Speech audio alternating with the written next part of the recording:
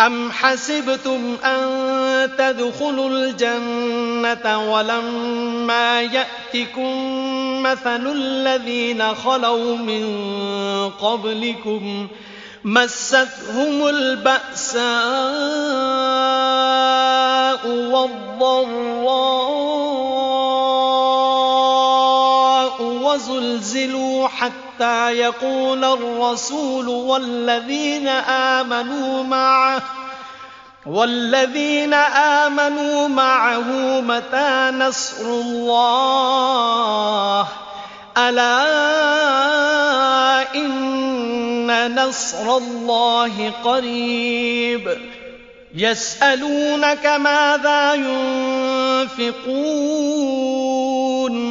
قُلْ مَا أَنفَقْتُم مِّنْ خَيْرٍ فَلِلْوَالِدَيْنِ وَالْأَقْرَبِينَ وَالْيَتَامَىٰ وَالْمَسَاكِينِ وَابْنِ السَّبِيلِ ۗ وَمَا تَفْعَلُوا مِنْ خَيْرٍ فَإِنَّ اللَّهَ بِهِ عَلِيمٌ كُتِبَ عَلَيْكُمُ الْقِتَالُ وَهُوَ كُرْهٌ لَّكُمْ وَعَسَىٰ أَن تَكْرَهُوا شَيْئًا وَهُوَ خَيْرٌ لَّكُمْ وَعَسَىٰ أَن تُحِبُّوا شَيْئًا وَهُوَ شَرٌّ لَّكُمْ وَاللَّهُ يَعْلَمُ وَأَنتُمْ لَا تَعْلَمُونَ.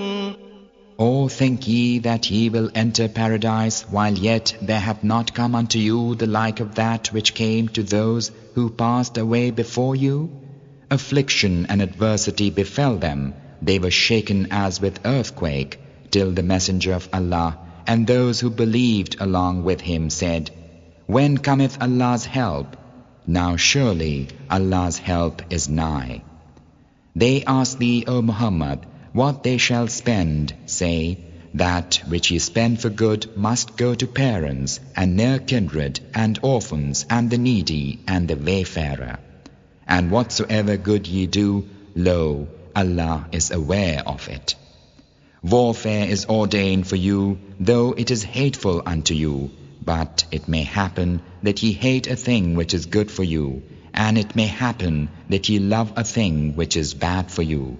Allah knoweth, ye know not.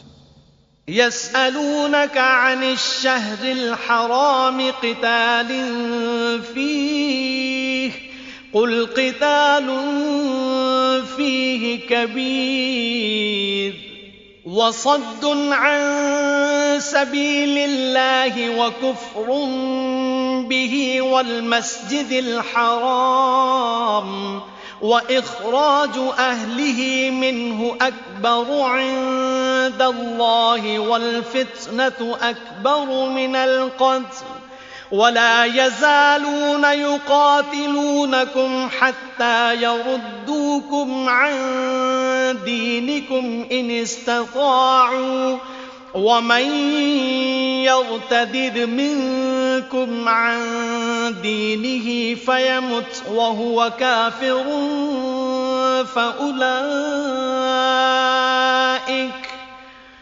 فَأُولَٰئِكَ حَبِطَتْ أَعْمَالُهُمْ فِي الدُّنْيَا وَالْآخِرَةِ وَأُولَٰئِكَ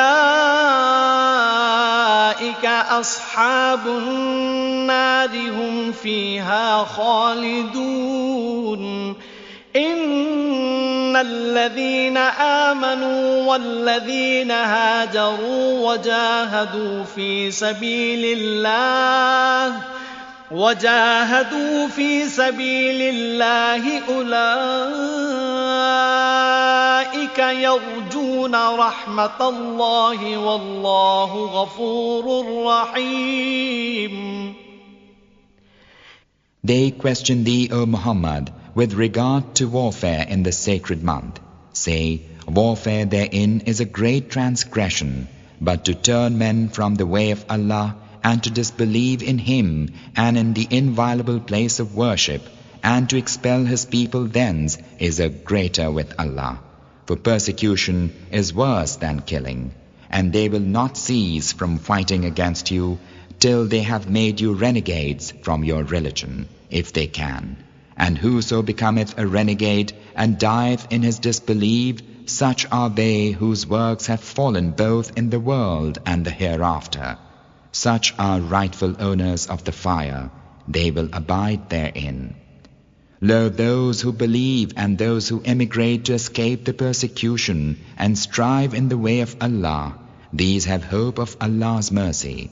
Allah is forgiving, merciful.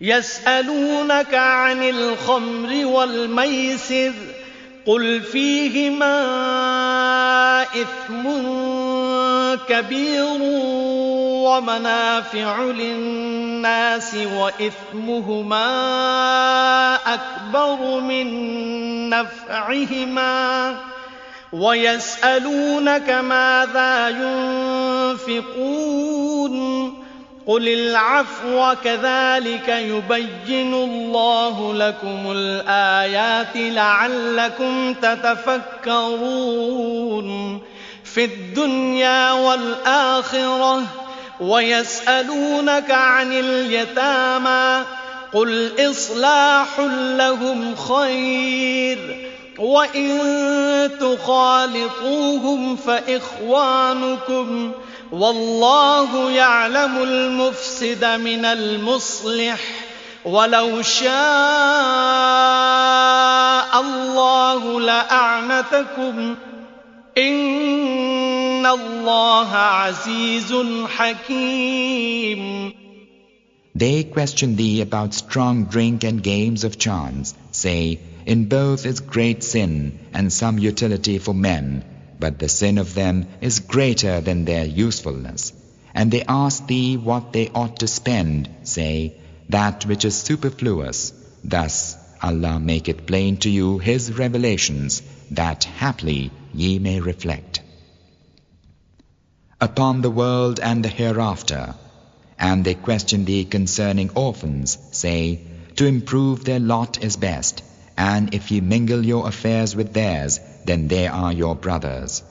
Allah knoweth him who spoileth from him who improveth. Had Allah willed, He could have overburdened you. Allah is mighty, wise.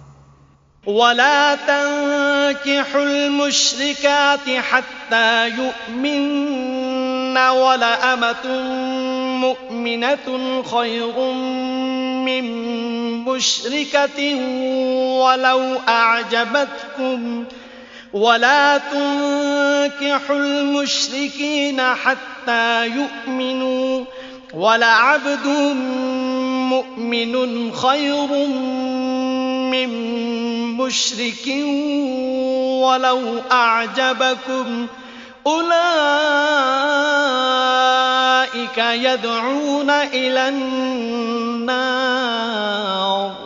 والله يدعو إلى الجنة والمغفرة بإذنه ويبين آياته للناس لعلهم يتذكرون.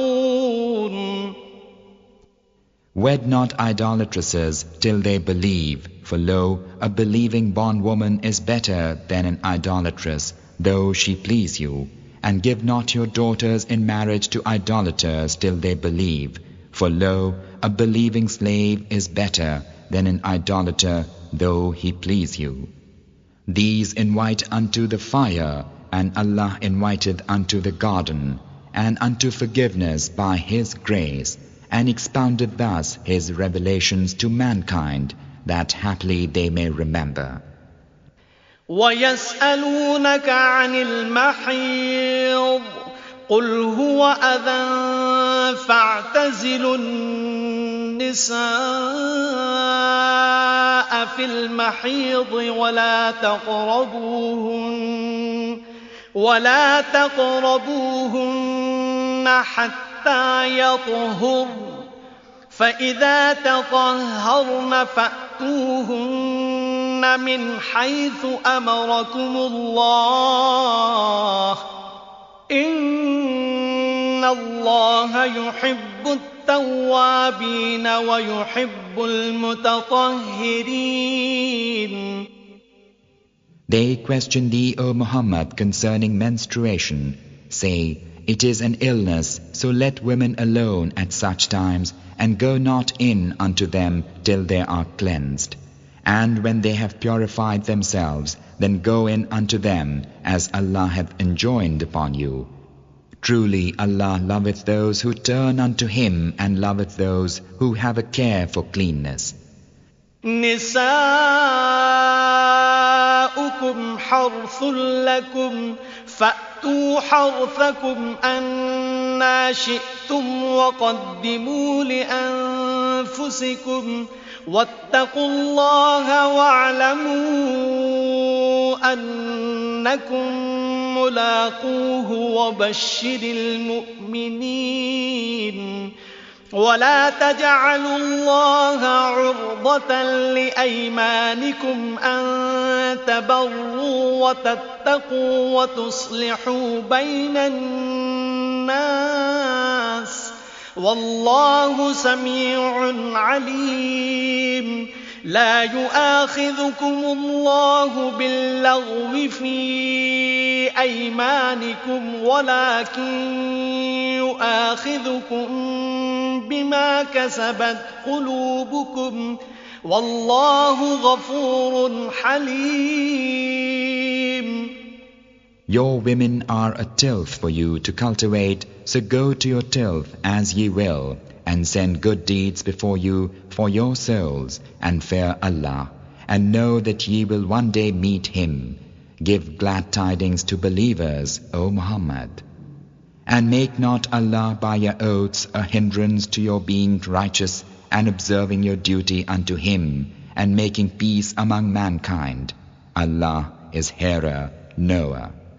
Allah will not take you to task for that which is unintentional in your oaths, but He will take you to task for that which your hearts have garnered. Allah is forgiving, clement. للذين يؤلون من نسائهم تربص 4 أشهر فإن فاءوا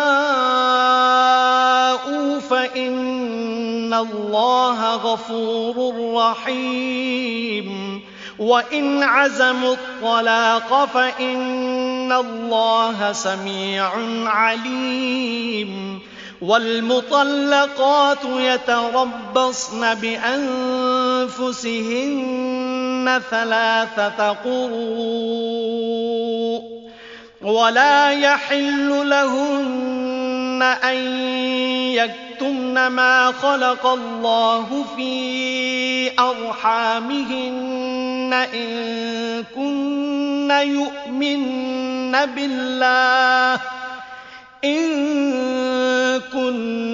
يؤمن بالله واليوم الآخر وبعولتهن أحق بردهن في ذلك إن أرادوا إصلاحا ولهن مثل الذي عليهن بالمعروف وللرجال عليهن درجة والله عزيز حكيم. Those who forswear their wives must wait 4 months. Then if they change their mind, lo, Allah is forgiving, merciful. And if they decide upon divorce, let them remember that Allah is hearer, knower. Women who are divorced shall wait, keeping themselves apart 3 monthly courses.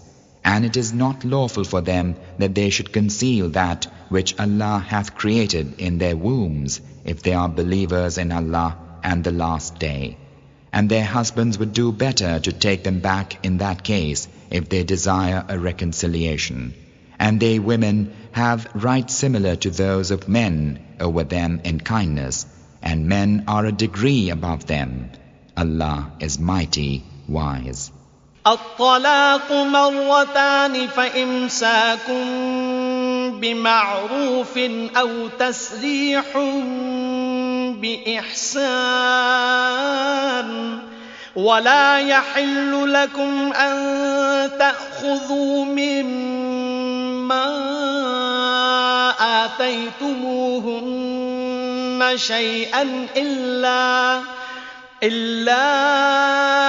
أن يخافا ألا يقيما حدود الله فإن خفتم ألا يقيما حدود الله فلا جناح عليهما فيما افتدت به تلك حدود الله فلا تعتدوها ومن يتعد حدود الله فأولئك هم الظالمون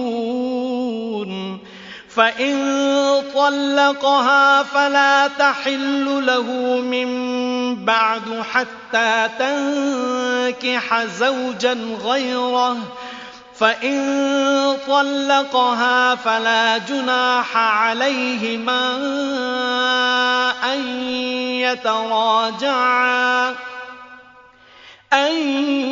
يتراجعا إن ظنا أن يقيما حدود الله وتلك حدود الله يبينها لقوم يعلمون وإذا طلقتم النساء فبلغن أجلهن فأمسكوهن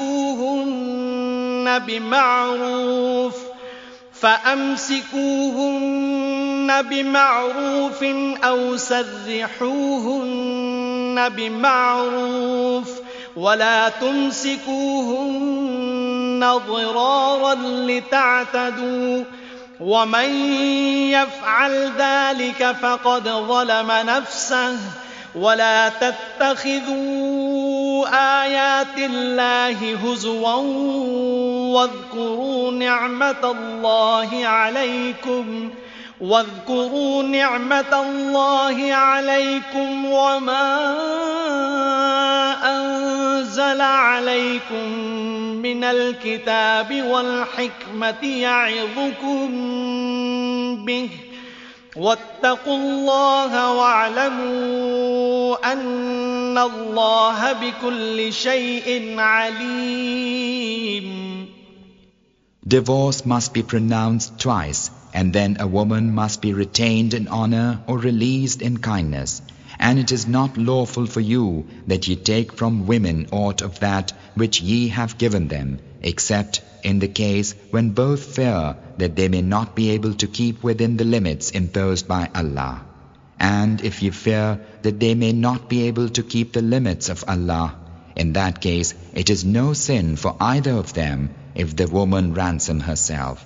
These are the limits imposed by Allah. Transgress them not, for whoso transgresseth Allah's limits, such are wrongdoers. And if he hath divorced her the third time, then she is not lawful unto him thereafter, until she hath wedded another husband. Then, if he the other husband divorce her, it is no sin for both of them that they come together again, if they consider that they are able to observe the limits of Allah. These are the limits of Allah. He manifesteth them for people who have knowledge. When ye have divorced women, and they have reached their term, then retain them in kindness, or release them in kindness. Retain them not to their hurt, so that ye transgress the limits. He who doth that hath wronged his soul. Make not the revelations of Allah a laughingstock by your behavior, but remember Allah's grace upon you, and that which He hath revealed unto you of the scripture and of wisdom, whereby He doth exhort you. Observe your duty to Allah, and know that Allah is aware of all things. وَإِذَا طَلَّقْتُمُ النِّسَاءَ فَبَلَغْنَ أَجَلَهُنَّ فَلَا تَعْضُلُوهُنَّ أن ينكحن أزواجهن إذا تراضوا بينهم بالمعروف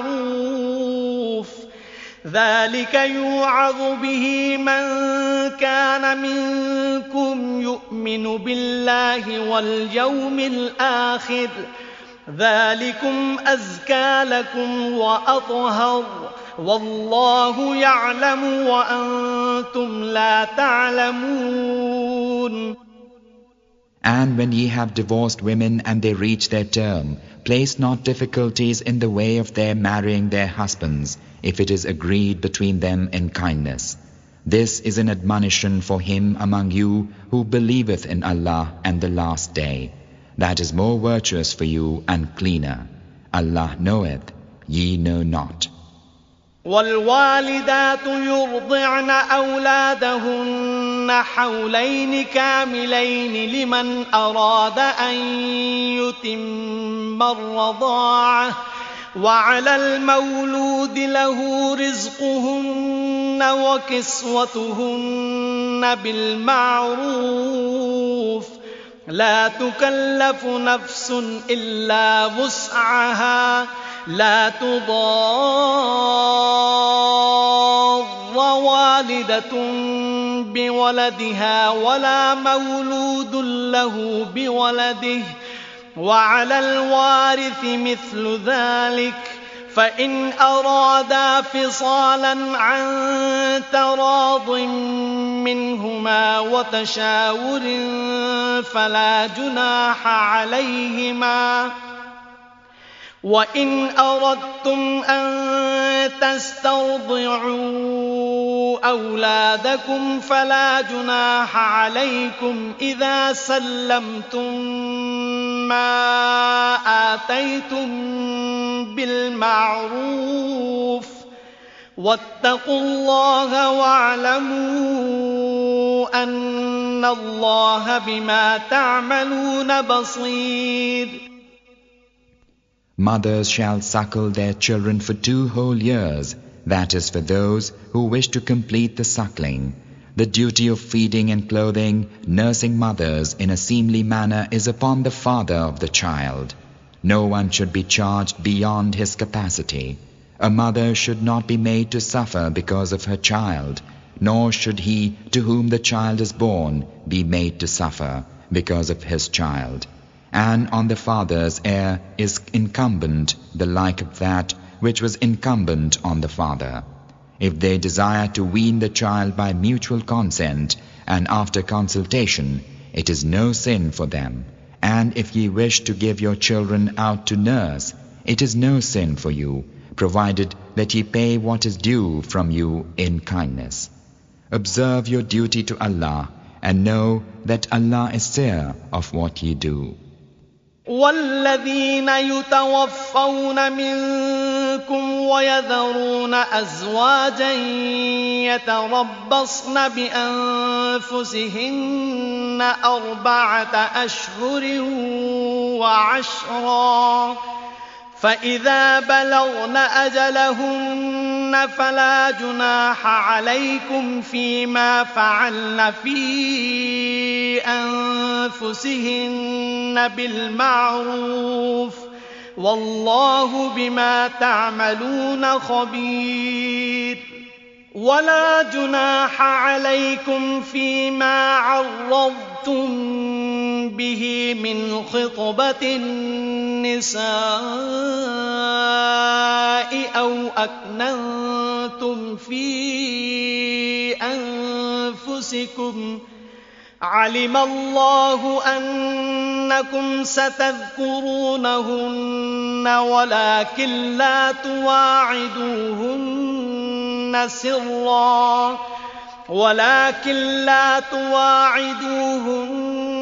سرا إلا أن تقولوا قولا معروفا ولا تعزموا عقدة النكاح حتى يبلغ الكتاب أجله واعلموا أن الله يعلم ما في أنفسكم فاحذروه واعلموا أن الله غفور حليم. Such a few as die and leave behind them wives, they, the wives, shall wait, keeping themselves apart 4 months and 10 days. And when they reach the term prescribed for them, then there's no sin for you in aught that they may do with themselves in decency. Allah is informed of what you do. There's no sin for you in that which ye proclaim or hide in your minds concerning your troth with women. Allah knoweth that ye will remember them. But plight not your troth with women except by uttering a recognized form of words. And do not consummate the marriage until the term prescribed is run. Know that Allah knoweth what is in your minds, so beware of Him, and know that Allah is forgiving, clement. لا جناح عليكم إن طلقتم النساء ما لم تمسوهن أو تفرضوا لهن فريضة ومتعوهن على الموسع قدره وعلى المقتر قدره متاعا بالمعروف حقا على المحسنين. وإن طلقتموهن من قبل أن تمسوهن وقد فرضتم لهن فريضة فنصف ما فرضتم إلا أن يعفون أو يعفو الذي بيده عقدة النكاح وأن تعفوا أقرب للتقوى ولا تنسوا الفضل بينكم إن الله بما تعملون بصير. It is no sin for you if ye divorce women while yet ye have not touched them, nor appointed unto them a portion. Provide for them the rich according to his means, and the straitened according to his means, a fair provision. This is a bounden duty for those who do good. If ye divorce them before you have touched them, and ye have appointed unto them a portion, then pay the half of that which ye appointed, unless they, the women, agree to forego it, or he agreeth to forego it, in whose hand is the marriage tie. To forego is nearer to piety, and forget not kindness among yourselves. Allah is seer of what ye do. حافظوا على الصلوات والصلاة الوسطى وقوموا لله قانتين. فإن خفتم فرجالا أو ركبانا فإذا أمنتم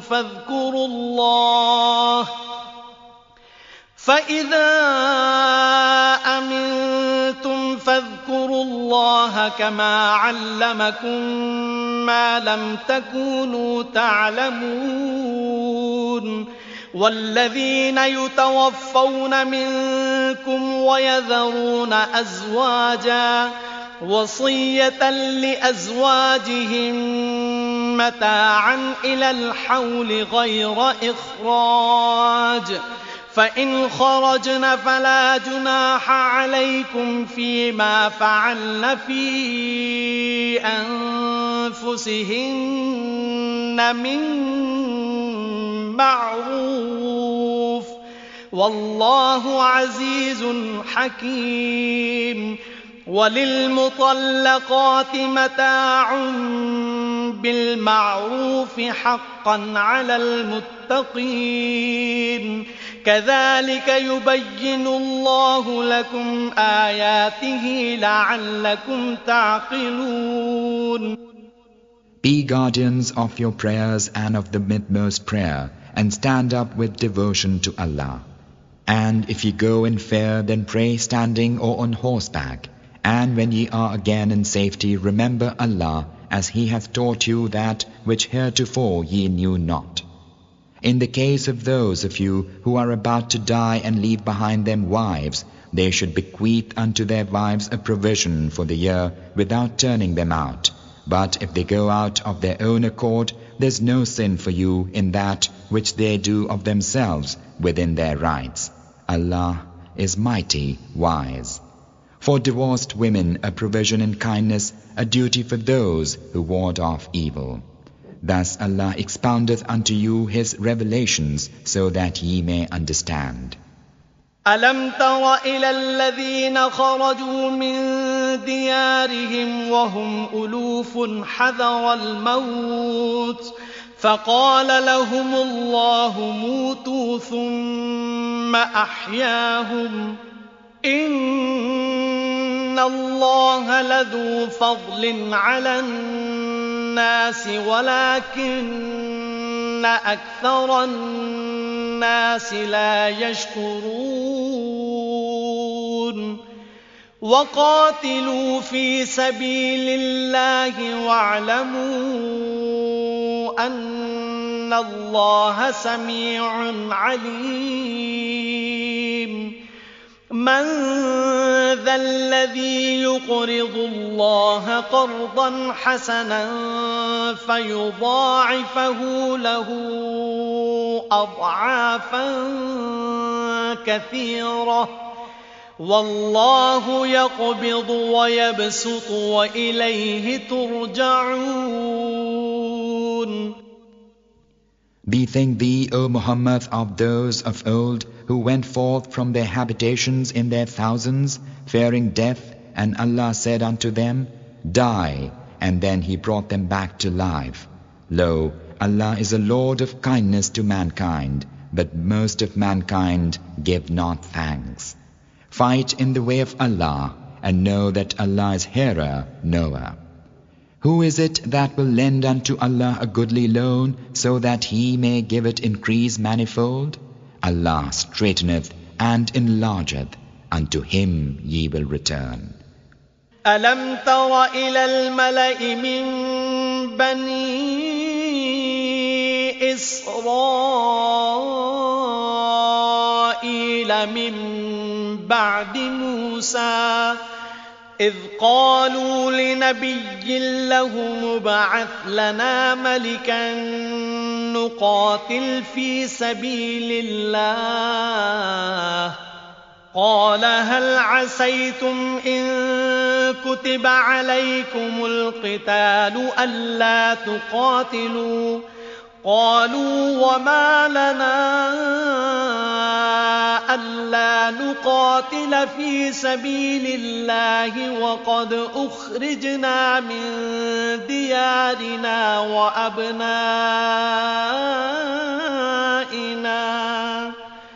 فلما كتب عليهم القتال تولوا إلا قليلا منهم والله عليم بالظالمين.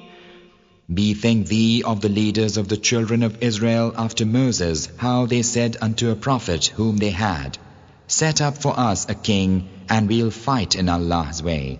He said, Would ye then refrain from fighting if fighting were prescribed for you? They said, Why should we not fight in Allah's way when we have been driven from our dwellings with our children? Yet, when fighting was prescribed for them, they turned away, all save a few of them. Allah is aware of evildoers. وقال لهم نبيهم إن الله قد بعث لكم طالوت ملكا قالوا أنى يكون له الملك علينا ونحن أحق بالملك منه ولم يؤت سعة من المال قال إن الله اصطفاه عليكم وزاده بسطة في العلم والجسم والله يؤتي ملكه من يشاء والله واسع عليم.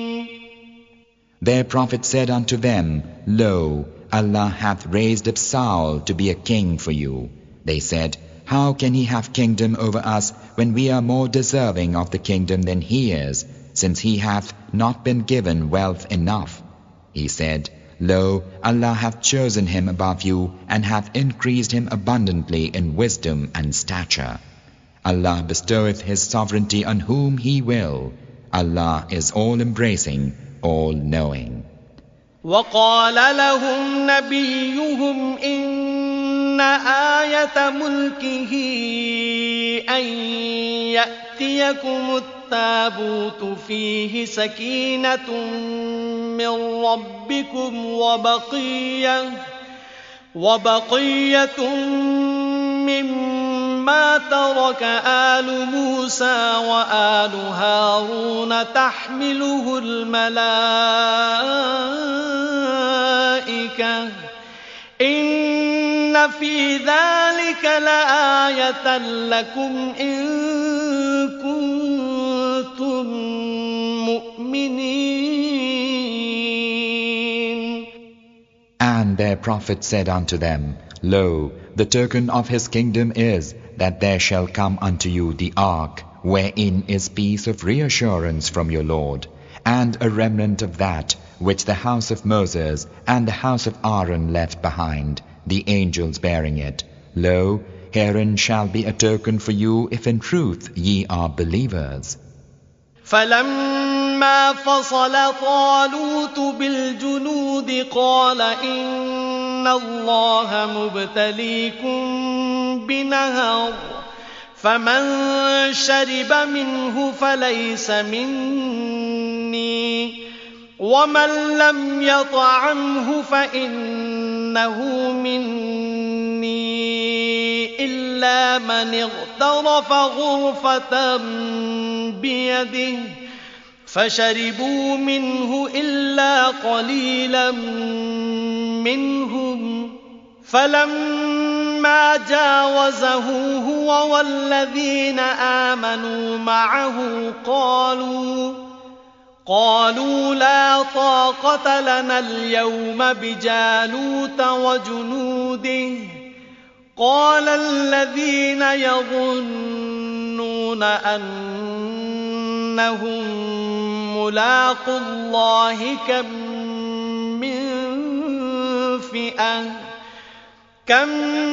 من فئة قليلة غلبت فئة كثيرة بإذن الله والله مع الصابرين.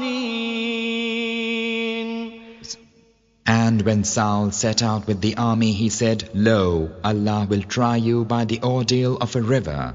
Whosoever therefore drinketh thereof, he is not of me, and whosoever tasteth it not, he is of me, save him who taketh thereof in the hollow of his hand.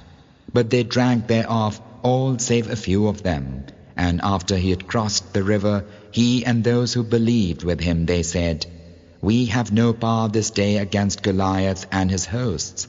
But those who knew that they would meet their Lord exclaimed, How many a little company hath overcome a mighty host by Allah's leave. Allah is with the steadfast. ولما برزوا لجالوت وجنوده قالوا ربنا أفرغ علينا صبرا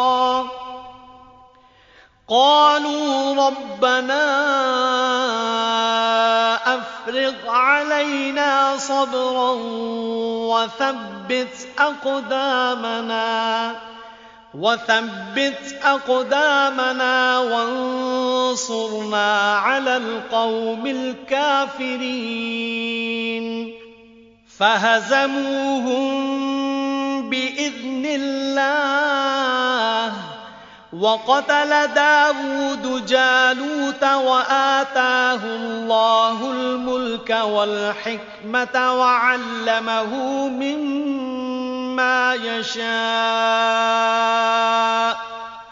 ولولا دفع الله الناس بعضهم ببعض لفسدت الأرض ولكن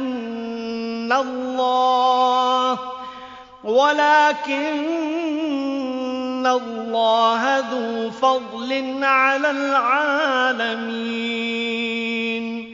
تلك آيات الله نتلوها عليك بالحق وإنك لمن المرسلين.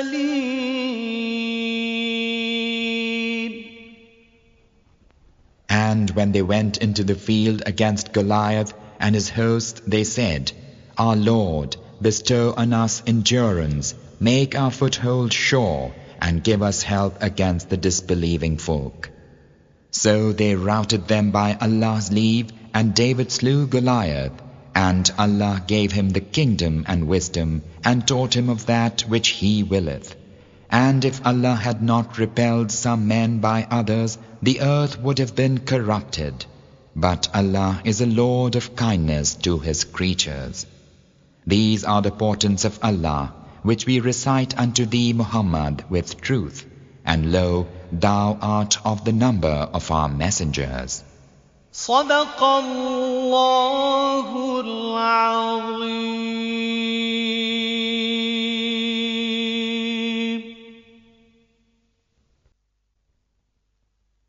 بسم الله الرحمن الرحيم. In the name of Allah, the Beneficent, the Merciful. تلك الرسل فضلنا بعضهم على بعض منهم من كلم الله ورفع بعضهم درجات وآتينا عيسى ابن مريم البينات وأيدناه بروح القدس ولو شاء الله ما اقتتل الذين من بعدهم من بعد ما جاءتهم البينات ولكن اختلفوا فمنهم من آمن ومنهم من كفر ولو شاء الله ما اقتتلوا ولكن الله يفعل ما يريد.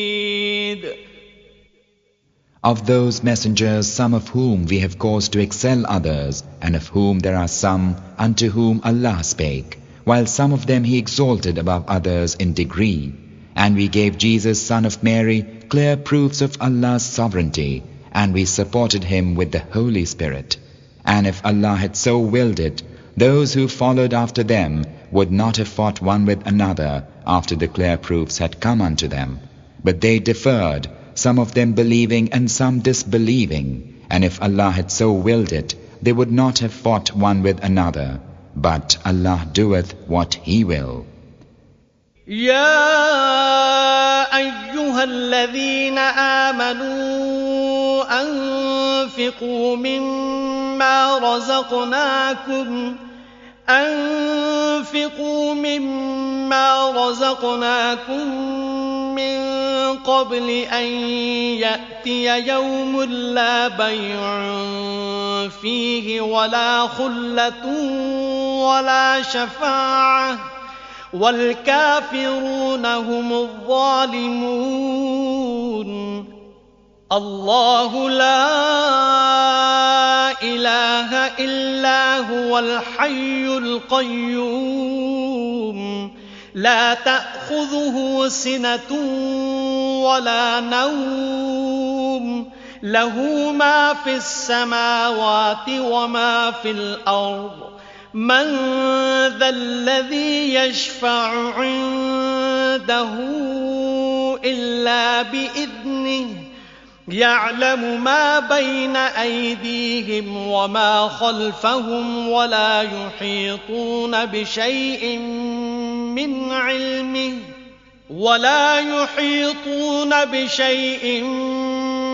علمه إلا بما شاء وسع كرسيه السماوات والأرض ولا يؤوده حفظهما وهو العلي العظيم. O ye who believe, spend of that wherewith we have provided you, ere a day come when there'll be no trafficking, nor friendship, nor intercession. The disbelievers, they are the wrongdoers. Allah, there's no God save Him, the alive, the eternal. Neither slumber nor sleep overtaketh Him. Unto Him belongeth whatsoever is in the heavens and whatsoever is in the earth. Who is he that intercedeth with Him save by His leave? He knoweth that which is in front of them and that which is behind them, while they encompass nothing of His knowledge save what He will. His throne includeth the heavens and the earth, and He is never weary of preserving them. He is the sublime, the tremendous. لا إكراه في الدين قد تبين الرشد من الغي فمن يكفر بالطاغوت ويؤمن بالله فقد استمسك بالعروة الوثقى لا انفصام لها والله سميع عليم. الله ولي الذين آمنوا يخرجهم من الظلمات إلى النور والذين كفروا أولياؤهم الطاغوت يخرجونهم من النور إلى الظلمات أولئك أصحاب النار هم فيها خالدون. There is no compulsion in religion. The right direction is henceforth distinct from error. And he who rejecteth false deities and believeth in Allah hath grasped a firm handhold, which will never break. Allah is hearer, knower. Allah is the protecting friend of those who believe. He bringeth them out of darkness into light. As for those who disbelieve, their patrons are false deities. They bring them out of light into darkness. Such are rightful owners of the fire. They will abide therein. ألم تر إلى الذي حاج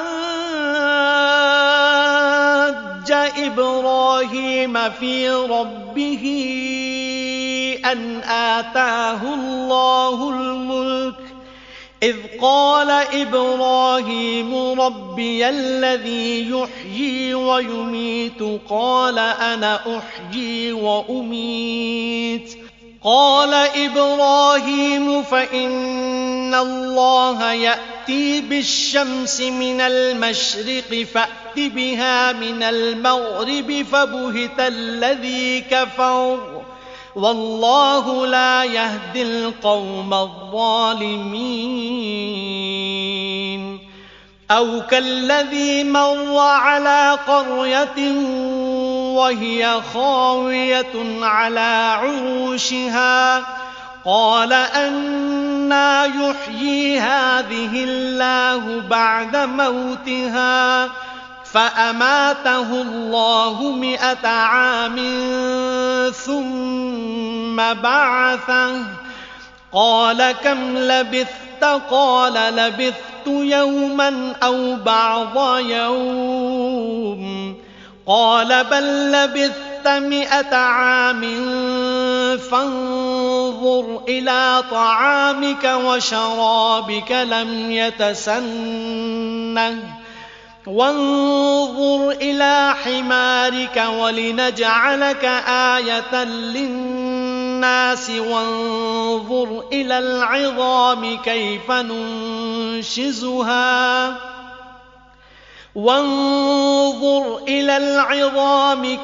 ننشزها ثم نكسوها لحما فلما تبين له قال أعلم أن الله على كل شيء قدير. Bethink thee of him who had an argument with Abraham about his Lord, because Allah had given him the kingdom. How, when Abraham said, My Lord is he who giveth life and causeth death, he answered, I give life and cause death. Abraham said, Lo, Allah causeth the sun to rise in the east, so do thou cause it to come up from the west. Thus was the disbeliever abashed, and Allah guideth not wrongdoing folk. Or bethink thee of the like of him who, passing by a township which had fallen into utter ruin, exclaimed, How shall Allah give this township life after its death? And Allah made him die 100 years, then brought him back to life. He said, How long hast thou tarried? The man said, I have tarried a day or part of a day. He said, Nay, but thou hast tarried for 100 years. Just look at thy food and drink which have not rotted. Look at thine ass, and that we may make thee a token unto mankind. Look at the bones, how we adjust them, and then cover them with flesh. And when the matter became clear unto him, he said, I know now that Allah is able to do all things. وَإِذْ قَالَ إِبْرَاهِيمُ رَبِّ أَرِنِي كَيْفَ تُحْيِي الْمَوْتَى قَالَ أَوَلَمْ تُؤْمِنْ قَالَ بَلَى وَلَكِنْ لِيَطْمَئِنَّ قَلْبِي قَالَ فَخُذْ 4 مِنَ الطَّيْرِ فَصُرْهُنَّ إِلَيْكَ ثُمَّ اجْعَلْ عَلَى كُلِّ جَبَلٍ منهن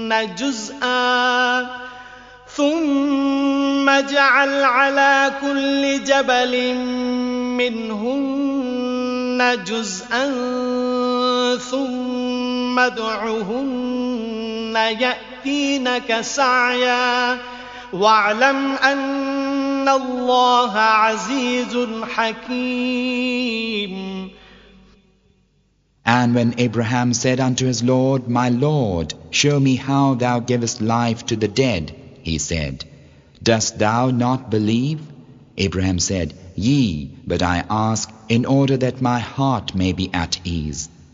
His Lord said, Take 4 of the birds and cause them to incline unto thee, then place a part of them on each hill, then call them, they'll come to thee in haste, and know that Allah is mighty, wise. مثل الذين ينفقون أموالهم في سبيل الله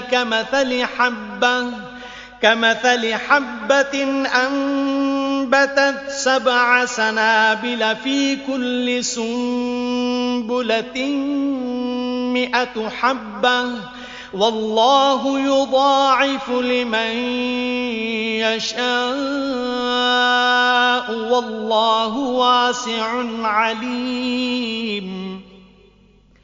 الذين ينفقون أموالهم في سبيل الله ثم لا يتبعون ما أنفقوا منا ولا أذى لهم أجرهم عند ربهم ولا خوف عليهم ولا هم يحزنون. قول معروف ومغفرة خير من صدقة يتبعها أذى والله غني حليم. The likeness of those who spend their wealth in Allah's way is as the likeness of a grain which groweth 7 ears, in every ear 100 grains. Allah giveth increase manifold to whom He will. Allah is all-embracing, all-knowing. Those who spend their wealth for the cause of Allah and afterward make not reproach and injury to follow that which they have spent, their reward is with their Lord, and there shall no fear come upon them, neither shall they grieve. A kind word with forgiveness is better than almsgiving followed by injury. Allah is absolute, clement.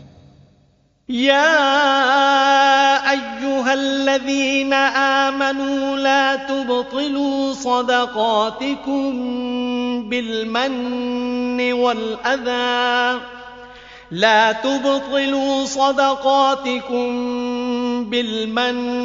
والأذى كالذي ينفق ماله رئاء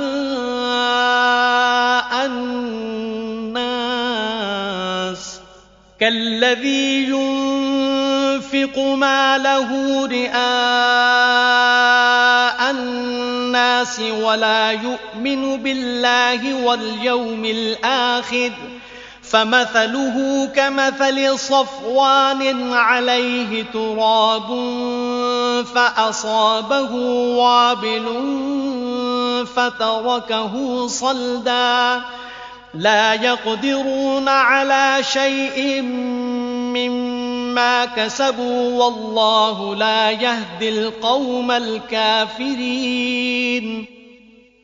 O ye who believe, render not vain your almsgiving by reproach and injury, like him who spendeth his wealth only to be seen of men, and believeth not in Allah and the last day.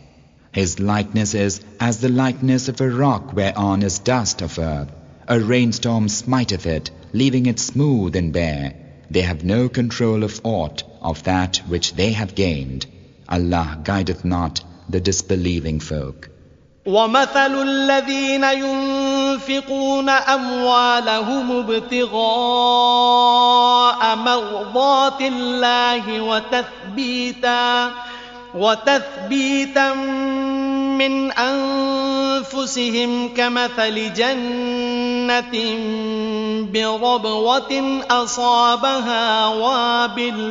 أصابها وابل فآتت أكلها ضعفين فإن لم يصبها وابل فطل والله بما تعملون بصير.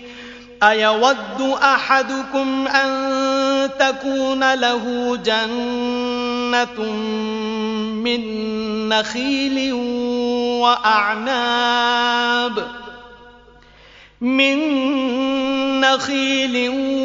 وأعناب تجري من تحتها الأنهار له فيها من كل الثمرات وأصابه الكبر وله ذرية ضعفاء فأصابها إعصار فيه نار فاحترقت كذلك يبين الله لكم الآيات لعلكم تتفكرون.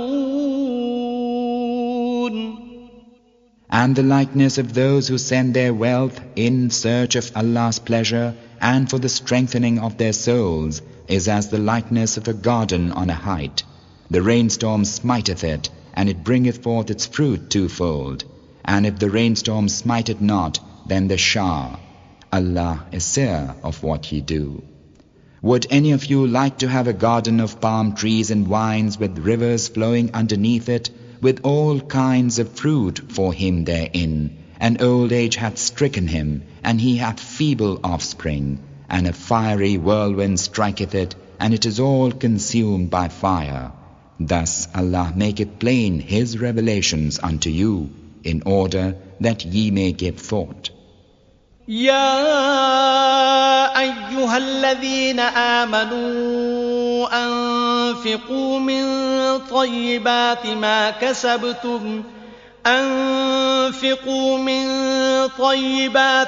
كسبتم ومما أخرجنا لكم من الأرض ولا تيمموا الخبيث منه تنفقون ولستم بآخذيه إلا أن تغمضوا فيه واعلموا أن الله غني حميد الشيطان يعدكم الفقر ويأمركم بالفحشاء والله يعدكم مغفرة منه وفضلا والله واسع عليم يؤتي الحكمة من يشاء ومن يؤت الحكمة فقد أوتي خيرا كثيرا وما يذكر إلا أولو الألباب وما أنفقتم من نفقة أو نذرتم من نذر فإن الله يعلمه وما للظالمين من أنصار. O ye who believe, spend of the good things which ye have earned, and of that which we bring forth from the earth for you, and seek not the bad with intent to spend thereof in charity, when ye would not take it for yourselves, save with disdain, and know that Allah is absolute, owner of praise. The devil promiseth you destitution and enjoineth on you lewdness, but Allah promiseth you forgiveness from Himself with bounty. Allah is all-embracing, all-knowing. He giveth wisdom unto whom He will, and he unto whom wisdom is given, he truly hath received abundant good. But none remember except men of understanding. Whatever alms ye spend, a vow ye vow, lo, Allah knoweth it. Wrongdoers have no helpers. إن تبدوا الصدقات فنعما هي وإن تخفوها وتؤتوها الفقراء فهو خير لكم ويكفر عنكم من سيئاتكم والله بما تعملون خبير. ليس عليك هداهم ولكن الله يهدي من يشاء وما تنفقوا من خير فلأنفسكم وما تنفقون إلا ابتغاء وجه الله وما تنفقوا من خير يوفى إليكم وأنتم لا تظلمون. للفقراء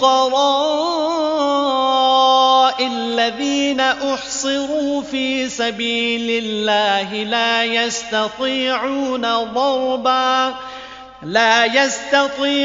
ضربا في الأرض يحسبهم الجاهل أغنياء من التعفف تعرفهم بسيماهم لا يسألون الناس إلحافا وما تنفقوا من خير فإن الله به عليم. If ye publish your almsgiving, it is well, but if ye hide it and give it to the poor, it will be better for you, and will atone for some of your ill deeds. Allah is informed of what ye do. The guiding of them is not thy duty, O Muhammad, but Allah guideth whom He will, and whatsoever good thing ye spend, it is for yourselves, when ye spend not save in search of Allah's countenance. And whatsoever good thing ye spend, it will be repaid to you in full, and ye will not be wronged. Alms are for the poor who are straitened for the cause of Allah, who cannot travel in the land for trade. The unthinking man accounted them wealthy because of their restraint. Thou shalt know them by their mark.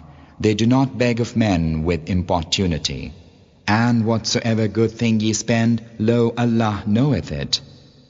الذين ينفقون أموالهم بالليل والنهار سرا وعلانية فلهم أجرهم عند ربهم ولا خوف عليهم ولا هم يحزنون الذين يأكلون الربا لا يقومون إلا كما يقوم الذي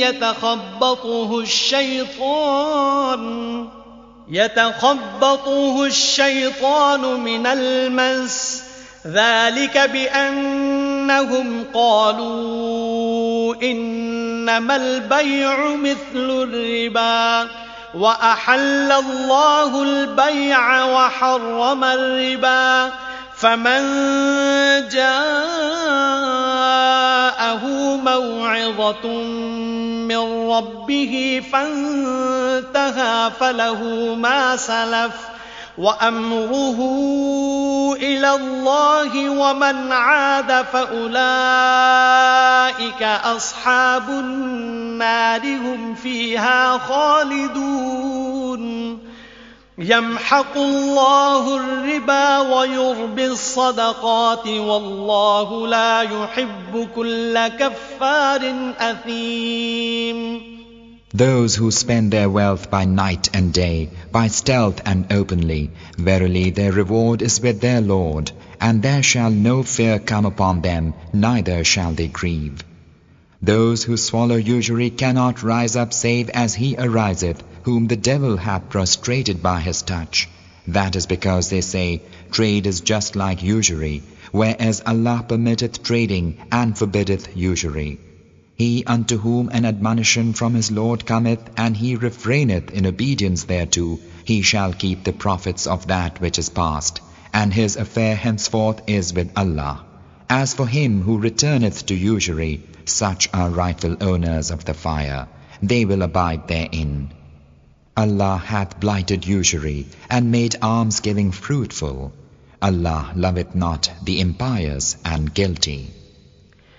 إن الذين آمنوا وعملوا الصالحات وأقاموا الصلاة وآتوا الزكاة لهم أجرهم عند ربهم ولا خوف عليهم ولا هم يحزنون يا أيها الذين آمنوا اتقوا الله وذروا ما بقي من الربا إن كنتم مؤمنين فإن لم تفعلوا فأذنوا بحرب من الله ورسوله وإن تبتم فلكم رؤوس أموالكم لا تظلمون ولا تظلمون وإن كان ذو عسرة فنظرة إلى ميسرة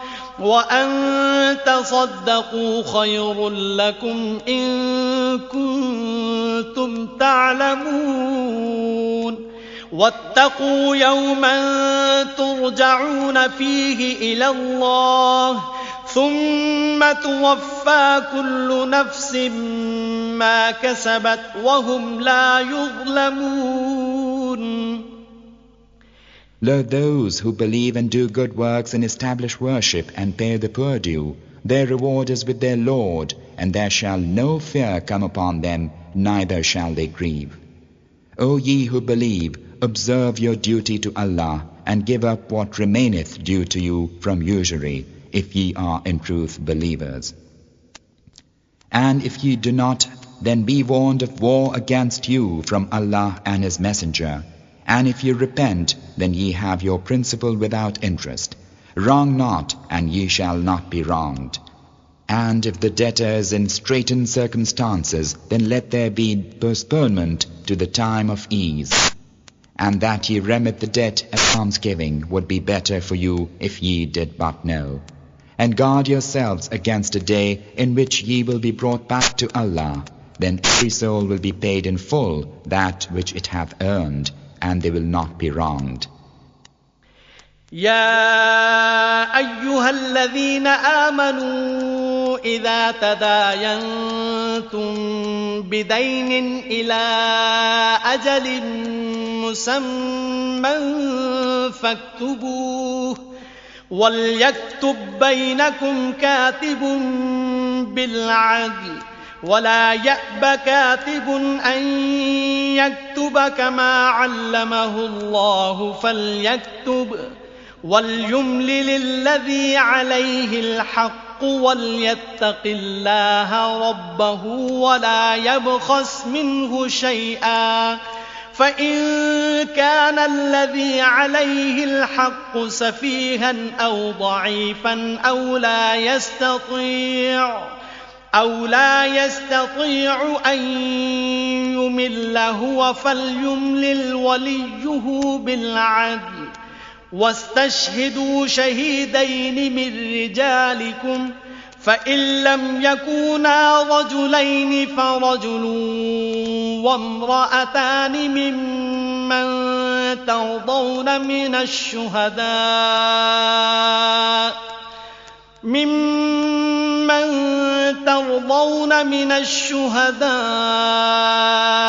أن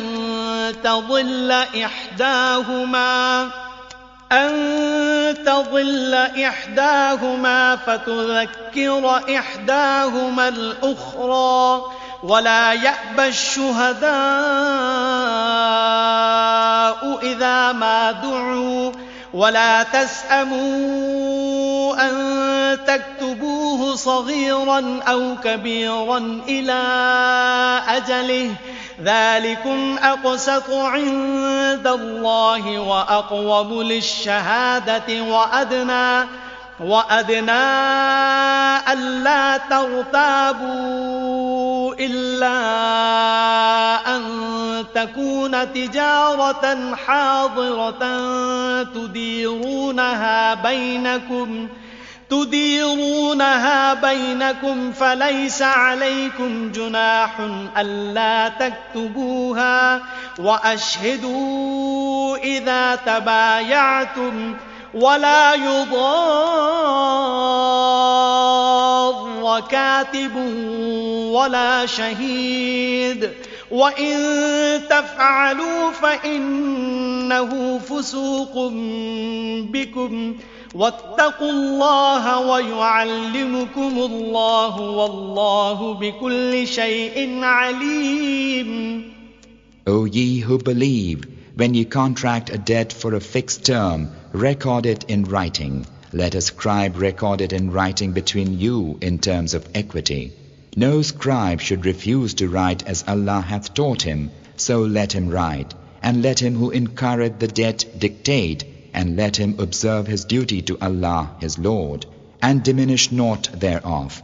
But if he who oweth the debt is of low understanding, or weak, or unable himself to dictate, then let the guardian of his interests dictate in terms of equity. And call to witness from among your men 2 witnesses. And if 2 men be not at hand, then a man and 2 women, of such as ye approve as witnesses, so that if the one erreth through forgetfulness, the other will remember. And the witnesses must not refuse when they are summoned. Be not averse to writing down the contract, whether it be small or great, with record of the term thereof. That is more equitable in the sight of Allah, and more sure for testimony, and the best way of avoiding doubt between you, save only in the case when it is actual merchandise which ye transfer among yourselves from hand to hand. In that case it is no sin for you if ye write it not. And have witnesses when ye sell one to another, and let no harm be done to scribe or witness. If ye do harm to them, lo, it is a sin in you. Observe your duty to Allah. Allah is teaching you, and Allah is knower of all things. وَإِن كُنتُمْ عَلَى سَفَرٍ وَلَمْ تَجِدُوا كَاتِبًا فَرِهَانٌ مَّقْبُوضَةٌ فَإِنْ أَمِنَ بَعْضُكُم بَعْضًا فَلْيُؤَدِّ الَّذِي اؤْتُمِنَ أَمَانَتَهُ وَلْيَتَّقِ اللَّهَ رَبَّهُ وَلَا تَكْتُمُوا الشَّهَادَةَ وَمَن يَكْتُمْهَا فَإِنَّهُ آثِمٌ قَلْبُهُ وَاللَّهُ بِمَا تَعْمَلُونَ عَلِيمٌ لله ما في السماوات وما في الأرض وإن تبدوا ما في أنفسكم أو تخفوه يحاسبكم به الله فيغفر لمن يشاء ويعذب من يشاء والله على كل شيء قدير. If ye be on a journey and cannot find a scribe, then a pledge in hand shall suffice. And if one of you entrusteth to another, let him who is trusted deliver up that which is entrusted to him, according to the pact between them, and let him observe his duty to Allah his Lord. Hide not testimony. He who hideth it, verily his heart is sinful. Allah is aware of what ye do. Unto Allah belongeth whatsoever is in the heavens and whatsoever is in the earth. And whether ye make known what is in your minds or hide it, Allah will bring you to account for it. He will forgive whom He will, and He will punish whom He will. Allah is able to do all things. آمن الرسول بما أنزل إليه من ربه والمؤمنون كل آمن بالله وملائكته وكتبه ورسله لا نفرق بين أحد من رسله وقالوا سمعنا وأطعنا غفرانك ربنا وإليك المصير.